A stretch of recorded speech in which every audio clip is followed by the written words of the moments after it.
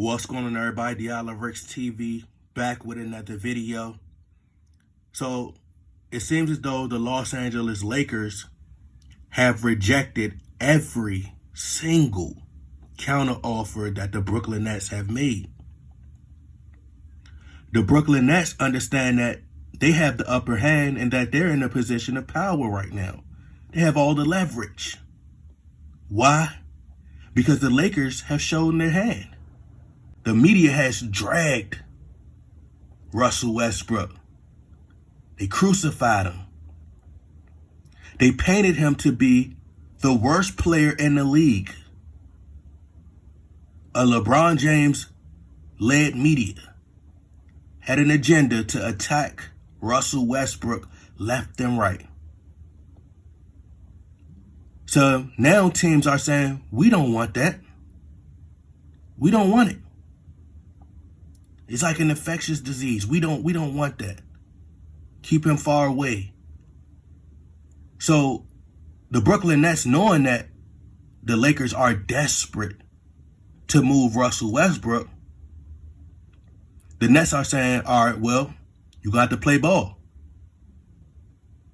And if not, we're content with just holding on to Kyrie Irving because why?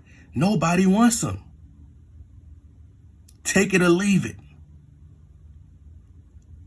Kyrie Irving, you could take your $36 million and go right back to your flat earth. Go live right back in your flat earth and eat all the bananas that you want on the sideline, or sit on the couch and eat all the bananas you want. Because ain't nobody gonna want you after this. If you want them, you're gonna have to give us what we ask for. If not, we'll just hold on to them and we'll wait to see what the market look like by the trade deadline. See, a lot of delusional fans, they don't analyze. So they're frustrated, they're bothered, they're in an uproar, upset at the Los Angeles Lakers front office because they're saying, hey, why didn't you take the counter offer when they offered you Joe Harris? But Joe Harris hasn't been playing really well. He hasn't been shooting the ball really well. He's been injured. So the delusional bronzexuals, who are really the ones who are bothered by this, they only care about the short term, which is to appease LeBron James, make sure LeBron James is satisfied.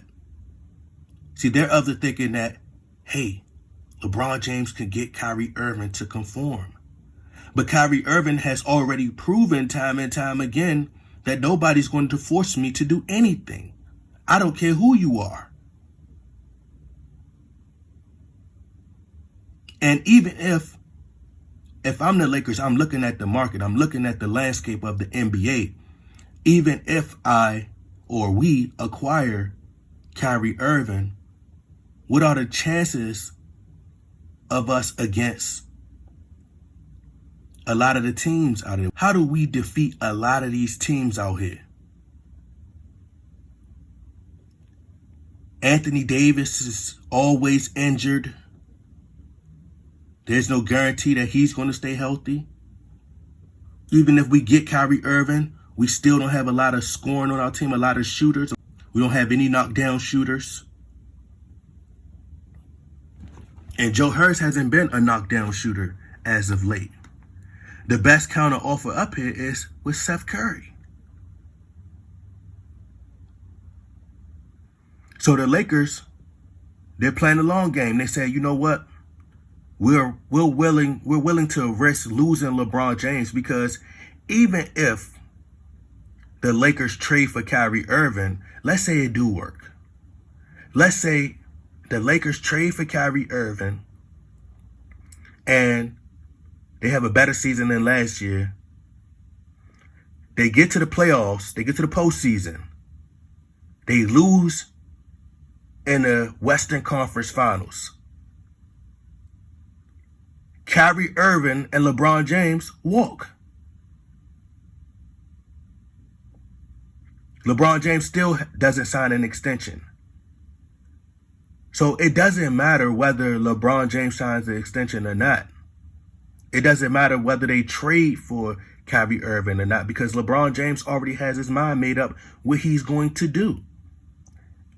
And that's more than likely going back to Cleveland. LeBron James has proven he has a track record for quitting. There's a pattern that when things don't go his way, he quits. He bolts, he goes. He quits on his team. So, do I want to take a risk?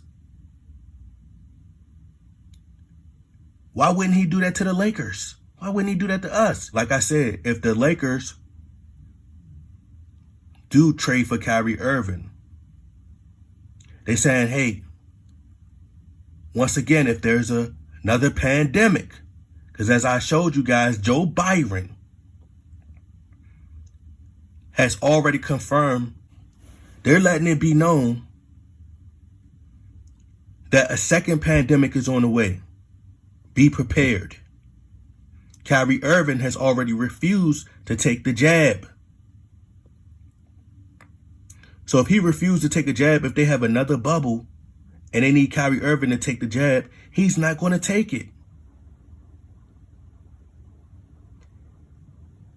And also, I'm not sure if you guys follow politics. I try my best to stay away from politics. But in the Supreme Court, they upheld the jab mandate. They upheld the Biden administration vax mandate, which means if a company tell you to get the jab, you have to get it, or otherwise you just have to quit. But I'm not sure if you guys been reading or paying attention. So a lot of teams are saying we don't want Russell Westbrook. So the Lakers, if you're not going to take a risk, if you're not willing to take a risk, then so be it. Jeannie Buss is fed up with LeBron James. She's tired of the games. Jeannie Buss is fed up with the games. This ain't 2K, bruh. You're not in GM mode, LeBron. You don't get to spin the narrative. You don't get to dictate public opinion. We running stuff over here, not you. And I'm not sure if you guys remember the report that was put out a few months ago where it was said from the Lakers front office, Jeannie Buss, Rob Pelinka, LeBron James, you made the bed, now you got to lie in it. Do y'all remember that? You asked for Russell Westbrook. So we can't get Kyrie Irving. It ain't our fault. But this is what you wanted. You preferred Russell Westbrook over DeMar DeRozan and Buddy Hield. So you got to live with the consequences of your actions, your decision. So the Lakers are saying, hey, well, even if we got to keep Russell Westbrook, we'll just wait. I would much rather go into the trade deadline having Russell Westbrook to Kyrie Irving, because we know that no team want Kyrie Irving. But when it comes to Russell Westbrook, we may have to settle getting a few draft picks for Russell Westbrook, trading them to one of the worst teams and getting draft picks, opposed to having Kyrie Irving and nobody wants him. I still could trade LeBron James and get as many assets as possible. So I could go into the trade deadline with 3 great players. Anthony Davis has a lot of trade value. That's why I'm very doubtful that the trade gets done,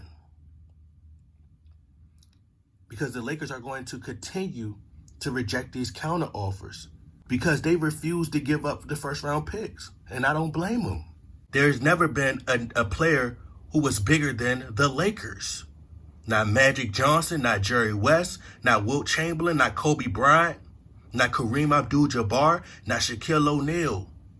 No player is bigger than the franchise. LeBron James think he's bigger than the Lakers.